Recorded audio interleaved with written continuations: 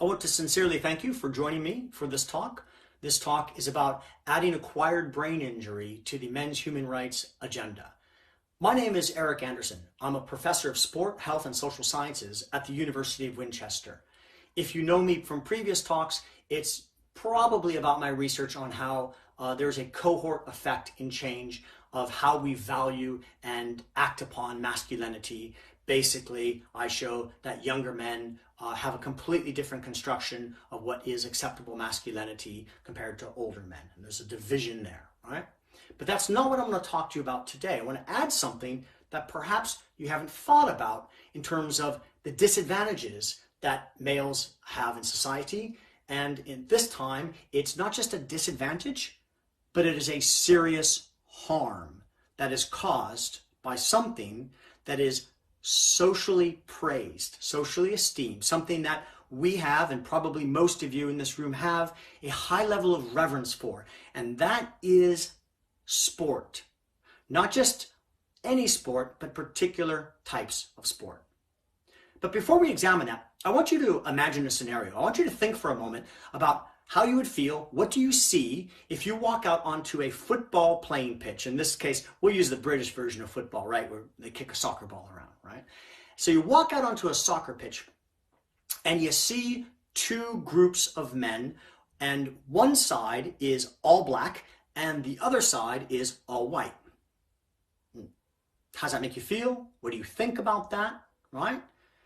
And then the second scenario is you walk out to the same pitch for the same sport the same day, but this time there's a mixed race group of, black people and white people playing another team that is black people and white people.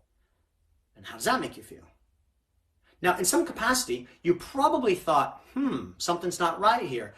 In the first scenario, there seems to be segregation at play. And how does that come to be? Is it just because they happen to live in district areas, and aren't different areas sort of influenced by race in the first place? It might just set up some question marks in your head. Right? In the second scenario, you walk out and you see mixed men of mixed race playing men of mixed race, and you think nothing of it all. You just simply go, there's football. That's the way most people would see this. Now, what if you walk out and you see women playing other women, again, with mixed race on both sides? Is there any segregation there? Does it make you feel different, right? There's a women's team A and women's team B, and people of different races on women's team A and women's team B. Is there any discrimination occurring here? Is anybody being harmed? Is there anything negative? And you don't see it. And you don't see it, most of you, because for the most part, it's not something that's ever been highlighted to you. It is a blatant example of gender segregation. It is segregation of team sport by gender. Now, I know that my audience, for the most part, is probably not in favor of integrating men's and women's sports. And whenever that proposal is brought up, they say things like, well, how could a woman take a hit from a man in football, right? They always jump to the most extreme example. But I want to look for a moment and ask the question, like, how are women disadvantaged by this? And most of you will immediately think to the arguments that feminists have put forward. And some of those arguments concern the fact that women don't get paid the same for the same achievements in sport. And of course, the counterside to that is, well, their achievements are a lot easier to get. There's fewer women playing at the competitive level. They don't play at the same level as men. And it's a free market. It's capitalist driven. If women if women want to unionize and create their own leagues and try to charge as much for ticket entrance and for advertisement to make the same revenue, to pay the women the same salaries as men, go for it. It's a free market, right? But there's something else that I want you to see from this. Because outside of the normal debates, there is a serious disadvantage that hurts women when it comes to this sort of division in sport. Gender segregation, the hidden disadvantage for women. And that is not in the playing of sport, and that is not in the salaries that come from sport, but I want you to think for a moment about the sporting institution. The sporting institution which employs a very large number of people in all sorts of realms, right? And so we might be looking at sports journalism, we might be looking at managing a sports complex, we might be looking at a team manager, we might be looking at coaching teams, we might be looking at the physio or other experts that consult with teams. There's all sorts of employment around. It's a multi-billion pound industry to enable sport at the professional and the lower ranks to operate. And there's a serious disadvantage for women here. And that disadvantage is that men play in their own fields and women play in their own fields, and men get to know each other and make social networks that then leads them to have an advantage in employment in the occupational systems, right? Plus, we value team sport athletes more than individual sport athletes when it comes to hiring in the corporate world. So you might then go, okay, well, there might be a disadvantage if women play less competitive team sports than men. So let's look at the rates of participation in rugby, for example. Let's begin by looking at ages 11 to 16. Now, that's about secondary school, right? There are currently 1,080,000 boys playing rugby at that age, right? And that is out of about 1.5 million boys that are of that age, right? And there's considerably less, about 2/3 less, 420,000 girls playing sport at that age. So immediately there's a disadvantage here. Boys are playing sports that lend to occupational advantage in later years. But wait a minute. There's a drop-off between ages 11 to 16 and ages 16 plus. So maybe in rugby there's not that much of an advantage. Okay, it's still a pretty big number, right? So 238,800 males playing either rugby league or rugby union in England, okay, compared to 46,000 females. Again, women playing about 25% as often as men in the sport of rugby. So there's more men, that gives men an advantage in occupational employment, right? But what about the disadvantage? What about the disadvantage to the fact that more men are playing rugby? And obviously, because you saw the title of this talk, you know where this is going. So before I ask you about the male harm from this, let's first ask the question, how on earth can rugby screw it up so bad that up to the age of 16, there are over 1 million children playing, and from the age of 16 to 100, that number drops dramatically to 1/4 of its former self, like that. What's happened here? What is the reason that participation rates for 16-year-olds, let's go with 15-year-olds, about 1 million children, male children, play tackle rugby up to the age of 15, but at the age of 16, that number drops to far less than 238,000. I don't know what the exact number is, but it drops to, a shell of itself. In fact, the percentage of males who play competitive rugby from age 16 plus in England is 0.1%, right, of the population. So incredibly low. So what has gone wrong here where there's such a huge drop-off? Well, that huge drop-off in participation figures might make you go, this doesn't sound cultural. Do people suddenly dislike a sport overnight? And in fact, it's not cultural, and it is specifically a result of compulsion. Boys in England and across the United Kingdom in secondary school are compelled, even against their will, to play tackle rugby. All right? Now, that's a big statement, right? Most people, they refute me when I say this. They say, oh, no, they're not. Come on. It seems so ludicrous that boys would be compelled, even against their will. In fact, even against their parents' will, to play tackle rugby. It just seems like a non-starter in terms of an argument. So how did I come to this position? Well, this is through a process of research. What we did is we got 288 schools from across England, and we got a returned academic piece of research from them as a part of a Freedom of Information request. Now, this was great because one of the problems with academic research is trying to get a decent response rate. But a Freedom of Information request, because they're public entities, they're required by law to respond. So we got the phenomenal response rate. At any rate, of the 288 secondary schools across England, representing 9.1% of schools in England, 229 of those indicated that they play rugby. And of those 229 that play rugby, 208 schools compel boys to play it. Compel. Compulsion. I want you to think about that for a moment. They are compelled. Now, you might think, no, come on, by what mechanism could they be compelled to play rugby? First of all, it's the playing of rugby in PE. We're not talking about playing rugby on the Saturday for the Rugby Football Union. We're talking about physical education class using sport as a modality to achieve, quote, physical education, inclusive of tackle rugby. And this begins in this country for children from age 11. And why is it compulsory? Because the home school contract requires it to be so. In fact, one of our questions to the heads of PE was, what do you do if someone says, no, they're not going to play rugby?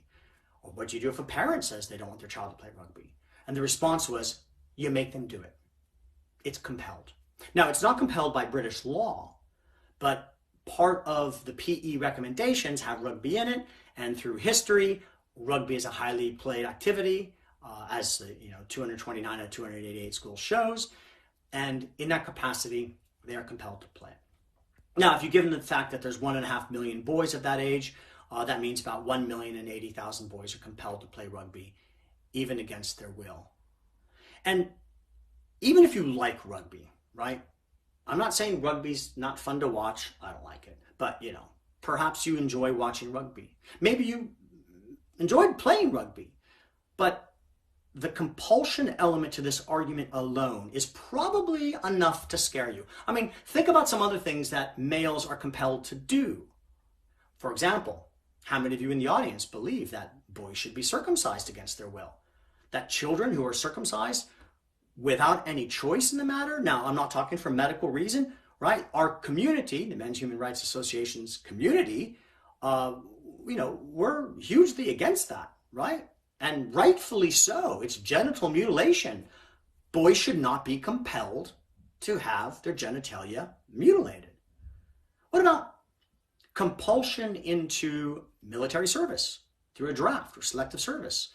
The history of the draft, which occurred after World War I, right?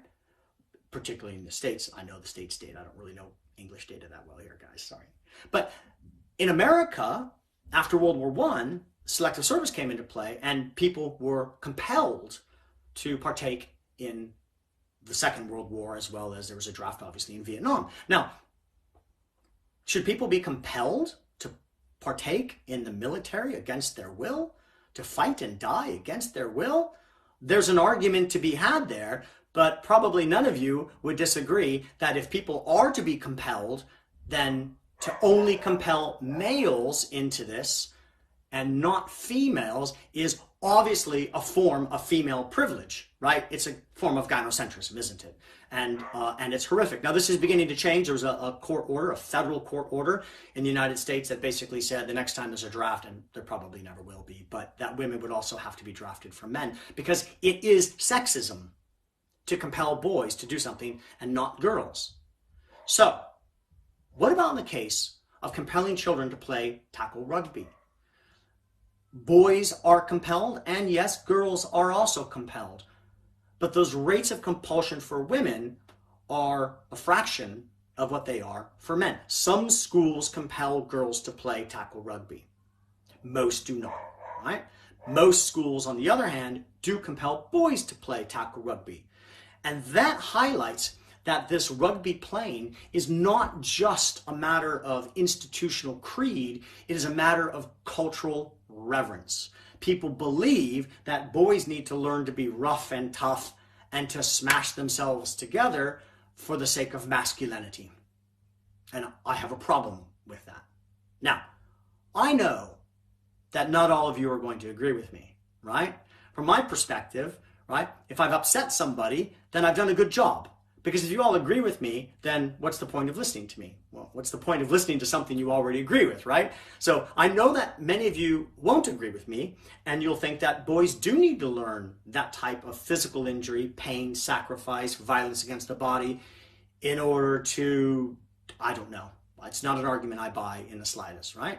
But the point is, our cultural reverence for it has compelled the participation for boys. And this is a different type of compulsion than saying, well, one of the arguments I hear is, well, boys are also compelled to take math. Well, yes, so are girls. And boys are also compelled to, take history. Yeah, and so are girls. But why is it boys are compelled to play this incredibly violent sport and girls are only compelled to do it to a fraction of the percentage of males? To me, that is discrimination.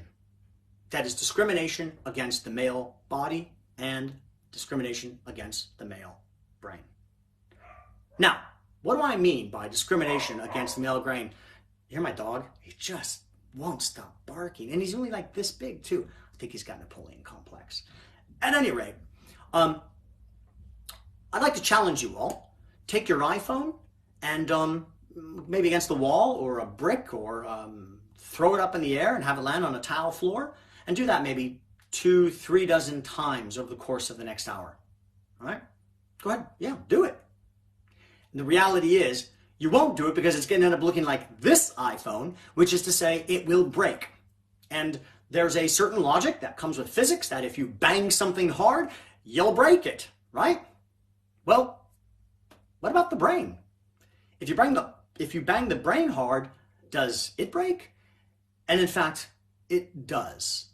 And so a fundamental question I have for you is, why is it we are not willing to bang our iPhones, which can be replaced, but we are willing, not all of us, but many are willing to have our children's brains banged, which can never be replaced? Now, how often are those children's brains banged? I can't tell you in PE what percentage of boys in PE receive a concussion. I can't do that. And that's because there's no data on that. And that's because, believe it or not, if a child gets a rubber burn or a paper cut in class, it has to be logged.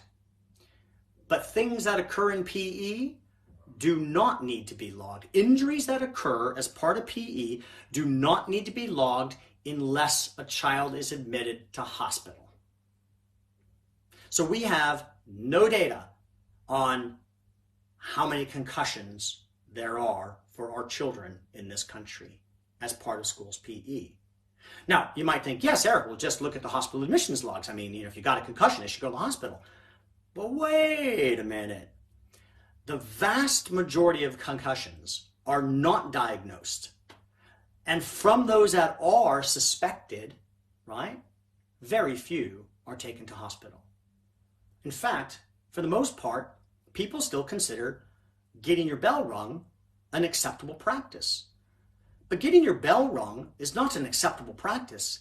It is a sign of traumatic brain injury for which there are lifelong consequences because the brain does not repair itself.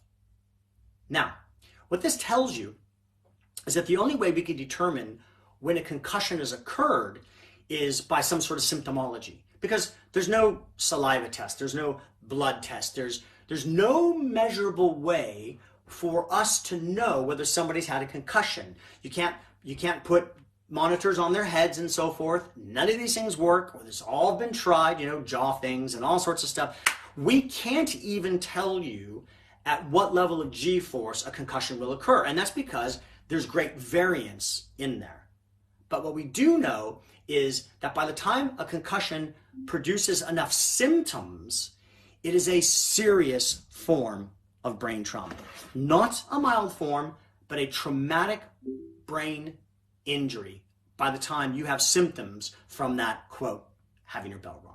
So let's have a look at some of the rates of injury that come from rugby. So this is a study taken from those who play rugby as part of a community rugby league. Now, they have an advantage in warding off concussions and capacity here because they are better trained, right? They're better trained in all capacities, and they're probably better weight matched. But in PE, and my kids go to a school where they begin playing rugby aged 8. Now, fortunate for me, it's a private school and they're not compelling the children to play it, so my children will not be playing rugby from age 8. But if I didn't have the agency or the knowledge and the agency to say to the headmaster, not a chance are my kids doing that, as so many other parents won't, then what you have is a child like one of mine, who is the shortest in this class, with his best friend, who is that much taller than him and probably 10 kilos, 20 kilos more at the same age, colliding in sport, right? And you might think, oh, come on, children of that age, they don't bring enough force to cause collision. Well, here's a fun fact for you. 2 8-year-olds or 2 16-year-olds or 2 professional rugby players colliding all have the same G-force, all have the same concussive capacity. And that's because, yes, the professional rugby players are bringing in more power, more movement to collide with another person. On the other hand, they have more musculature, and particularly neck musculature, to absorb some of that impact before it gets to the skull. The younger the children, the less power they derive, but also the less musculature there is to prevent the concussion. So with the concussion being equal for impact from children and adults, children are at a distinct disadvantage, particularly at the youth age, right? I'm sorry, all children are youth, but their brains are in a developmental stage. So, between 8 and 13 is a hugely significant part of the brain's development. And to have children tackling in that brings extra problems that adults don't face. So, with rugby players who are under 18 years of age, and this is schools rugby, right? So these are people who play for schools, but they've got a coach on the side kind of thing.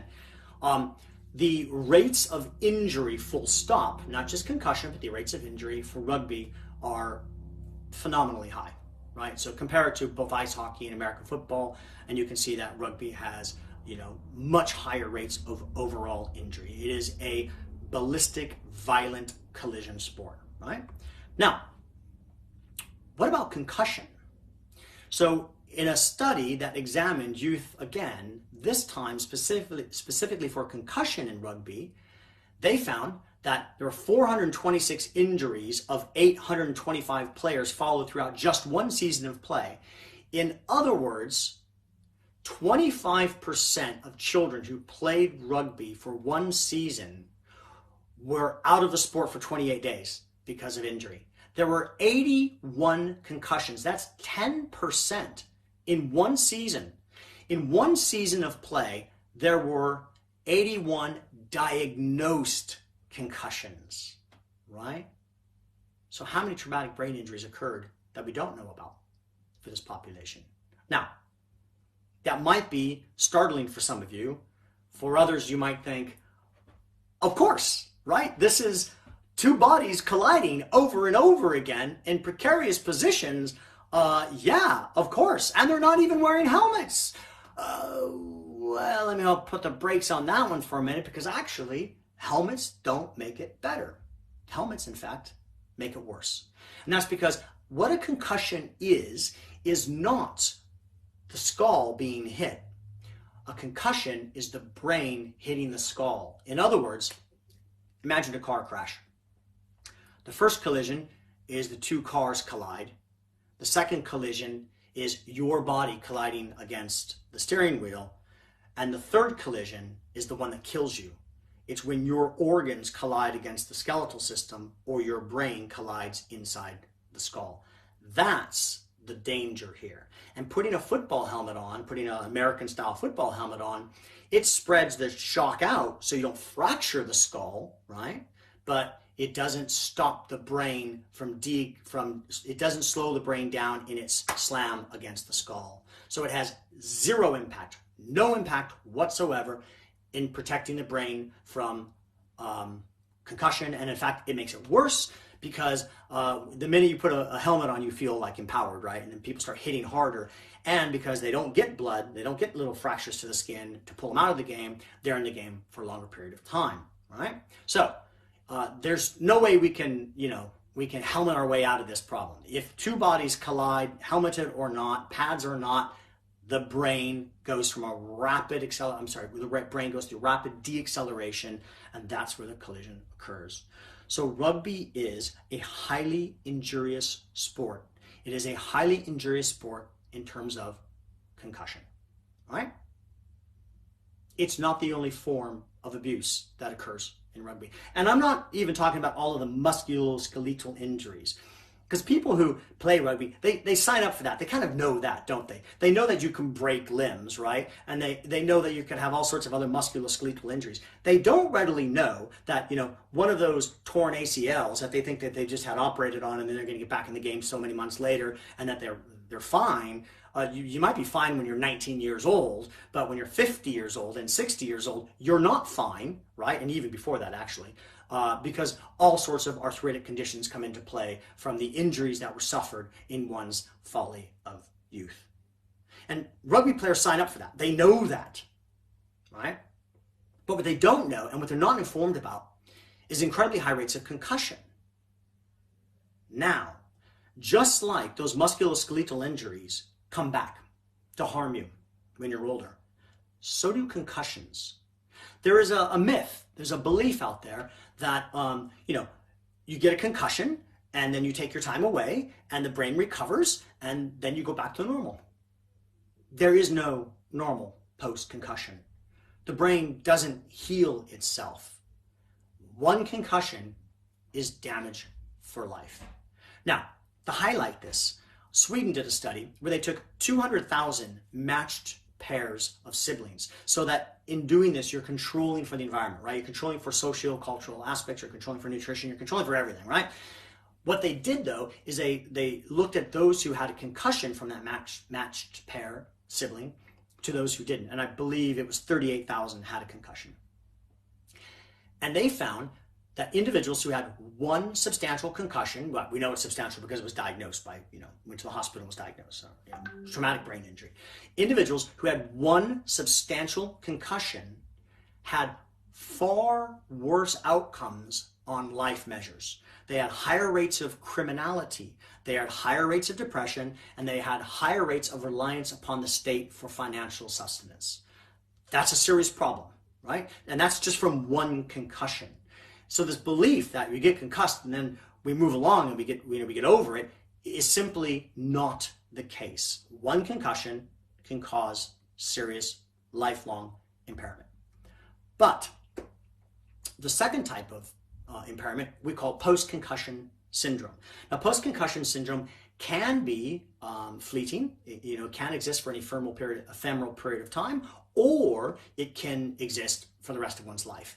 And that has to do with motor neuron disturbances. It has to do with balance. It has to do with fatigue, lack of memory, depression, anxiety, anger from one concussion. Now, we don't know why it is. I hear from people all of the time, they had one concussion and they've been symptomatic with all sorts of problems for months or years ever since. And there's no treatment. There's no solution. There's treatments for, right? So anti-anxieties for the depression and things of that nature, right? And we can get some of the motor skills back by going to therapy, right? And there are some therapies to try to get the brain to rework some of those connections. But for the most part, it's like a car that's been in a major accident, right? You can unstretch it and so forth, but the alignment is still always going to be off. And that's the way I prefer to look at post-concussion syndrome. That's not something people hear about very often. What they do hear about, hang on, I'm going to skip forward. Tell you what else they don't hear about. They don't hear about the cognitive neurodegeneration that occurs from playing contact sports without concussion. That's a new one for us. That's actually sort of a new one for scientists overall. So let me repeat this. This is a form of brain damage that occurs not from concussion, but from subconcussive forces that the head undergoes as a regular and routine part of many sports. So in the case of rugby, it's the daily tackling. In the case of football, i.e. soccer, it is heading the ball, right? Headers in drill. So we know, for example, we know that there's a bit of a problem. So we do a series of 10 headers, just throw the ball and have the 18-year-old head the ball back to you, and we measure delay in neurological activity and in memory, and yeah, there's a day-long effect where their memory goes down and their speed and accuracy of things goes down. So there's a problem there.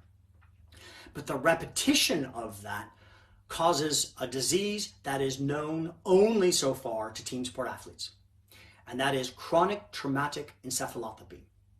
Now, I've got a slide here for you that shows you the 4 stages of chronic traumatic encephalopathy.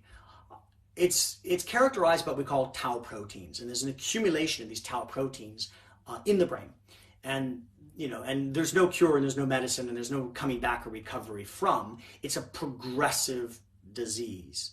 I think the scary thing here is it can only be diagnosed post-mortem for now. And they are working on some modalities to try to diagnose in the living. And as soon as they do that, then that's the end of contact sports. Because what we're finding from people who've died from other things, car accidents or whatnot, or cancer or whatnot, that the stage 1 and stage 2 CTE is found even in 18-year-olds.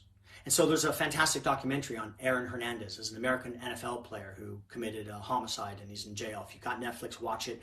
It's an interesting dynamic between whether his homicidal aggression was a result of his being a closeted gay man. I suspect not. Come on, really. How many gay men kill people? You ever hear any gay gangs, right? When you think about gangs of Chicago, and gay men really do those sorts of things? We're far too smart for that.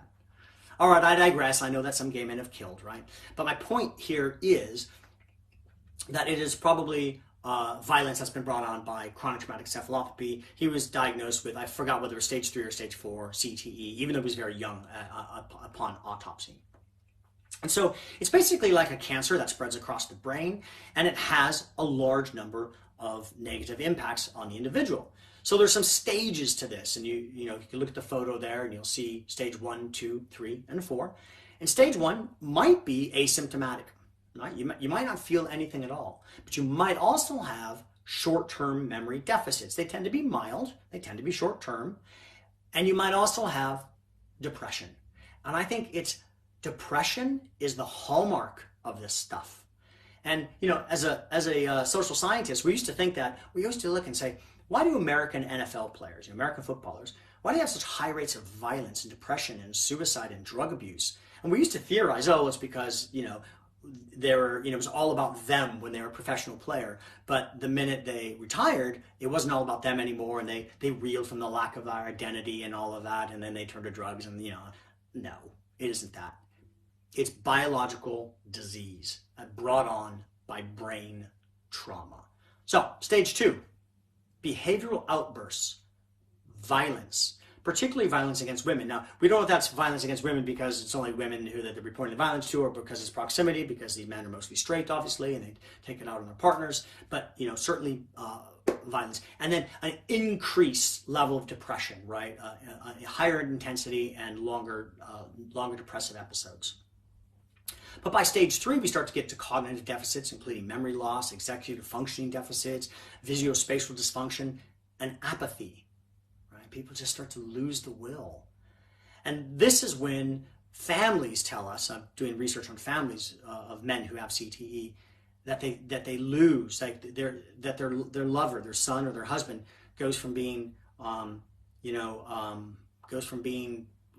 just sort of having some problems to they're not them anymore. They don't recognize them anymore. Their level of violence escalates, their level of depression escalates, that they begin to say that, he's gone.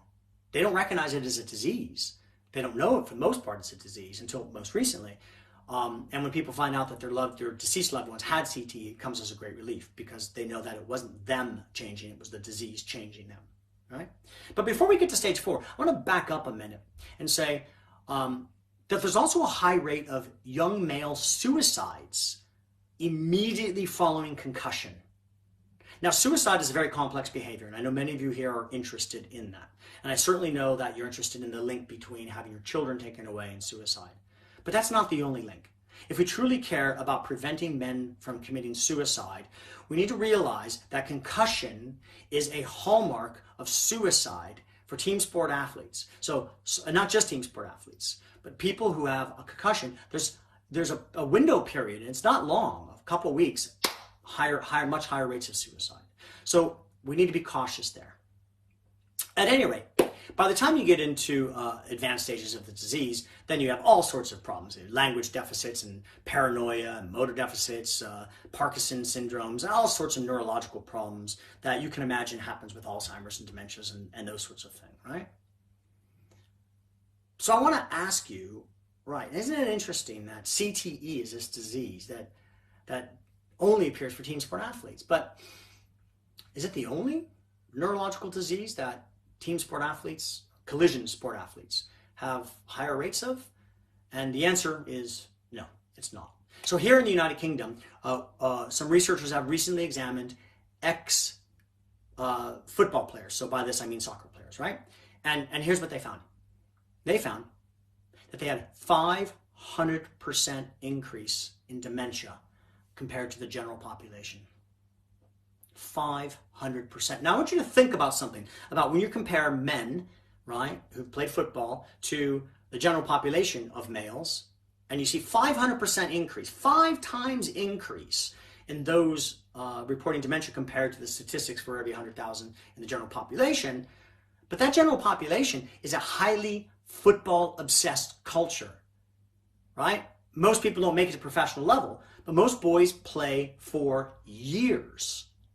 So, what are the probabilities that collision sports, including football, which is the most played sport in this country, is related to, not through correlation, but through causation, to depression and suicide more broadly for males, to all sorts of other impacts that we know that males have. We know that, for example, males have higher rates of criminal violence outside the domestic sphere, right? Now, we know that violence is an offshoot of chronic traumatic encephalopathy. So these numbers are quite scary to me. 500% increase. Now, there's another number there, 40. And that's because there are now hundreds of brains that have been donated to the Boston Brain Bank from American football players. And what those brains show is that statistically, if you model the percentage of brains they have versus how many ex-NFL football players there are out there, then the minimum number of NFL players that will have chronic traumatic encephalopathy at the time of death will be 40% minimum. That's some scary shit. 3.5. That is the scariest number, because we are now able to do dose response studies. There's enough brains at the Boston Brain Bank that they can do this. 3.5 years or 3.5 seasons of play of American football, which has less concussions than rugby, brings twice the chance of getting chronic traumatic encephalopathy. Just 3.5 years. Now, I said that our children are compelled to play tackle rugby in school systems from age 11 to 16, 15, right? Secondary school. 11, 12, 13, 14, that's like 5 years. I think that's how long secondary school is. I should know, I've got young kids. At any rate, now, I know that that's not full seasons, but you add that up and you're getting close to that mark from that sport alone. That doesn't include football, which is also compelled in school systems. So What we have now, we know we've got concussion and the problems, the lifelong problems that come with that. We've got post-concussive syndrome. We've got various forms of cognitive neurodegeneration. We're also learning that concussion breaks the blood-brain barrier. This is the latest research front here, and that allows more viruses through. So contact sport athletes have higher rates of illness from viruses breaking the blood-brain barrier. But what is the Rugby Football Union concerned about, right? What's their primary thing? And that is second impact syndrome. And don't get me wrong, second impact syndrome is serious and it's a real problem, right? In fact, the day I'm filming this, a 25-year-old died yesterday from second impact syndrome. And basically what that is you have a concussion on the field, and if you don't pull yourself out and you get hit again, there's a considerably elevated rate of death on field. And loads of kids have died this way, young kids, older kids. And it happens not just in rugby, it happens in fight sports, etc. And that's called second impact syndrome. And second impact syndrome gets the lion's share of the Rugby Football Union's attention by saying things like, recognize and remove. So this problem extends more broadly. It extends to servicemen because shooting the gun, CTE. It extends to downhill mountain bikers, right? It extends to all sorts of sports that jar the brain. But my big concern here is the compulsive element of getting children to do these things, to do these incredibly brain-damaging sports, even against their will. And so I want to wrap up here by suggesting that this is not just an issue for men's human rights associations, that this is a matter of child abuse. Now, that's a loaded concept to say that children playing rugby is child abuse. Certainly compelling them to play rugby is child abuse. And you all know that there's 4 domains of child abuse. And the domain that I'd call this would be both physical and neglect, to be honest. A child abuse is a damage. It's a damage caused from one child or an adult to another that is preventable. And how can we not say that brain trauma as a result of rugby and heading the ball in football is not intentional? And if it's intentional, then it's physical abuse. Now, the whole Western world is beginning to understand this disposition. When I started taking this perspective about a decade ago, I was a heretic. I was ridiculed by fellow sports scholars. I gave a talk to the European Congress of Sport last summer, and I called it child abuse. There was no disagreement. We've moved on. We know this now.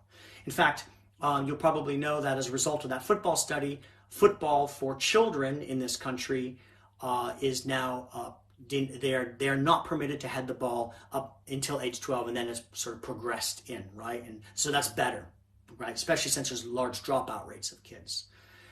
But I just want to leave you with this.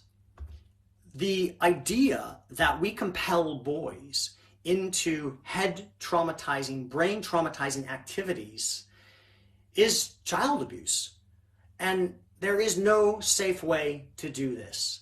People often say, oh, you just need to teach tackle properly. No, that's not true. That's absolute and total rubbish. I ask people this. They say, oh, hit higher, hit lower, hit here, hit there, tackle there. The Rugby Football Union is constantly changing the way that they get kids or adults to tackle. But, it has no impact, right? It just, who gets more of the blunt of the force? The reality is 2 moving objects hit. That's a tackle. Someone's brain is going to get tackled in that capacity. Because children are compelled to do this at far higher rates than women, I think that this is a serious issue that needs to be addressed by this community. There's no safe way to play tackle rugby. But we could remove the tackle and make it touch, make it tag, make it flag, make it ripper. And in doing that, we do away with the problem of my smaller child and his bigger friend. In fact, we even can play a gender mixed game. So from my perspective, this proposal is something that both feminists and MRA should get along on. Let's stop banging our children's brains regardless of sex. Let's make sport more fun and less dangerous. Thank you very much.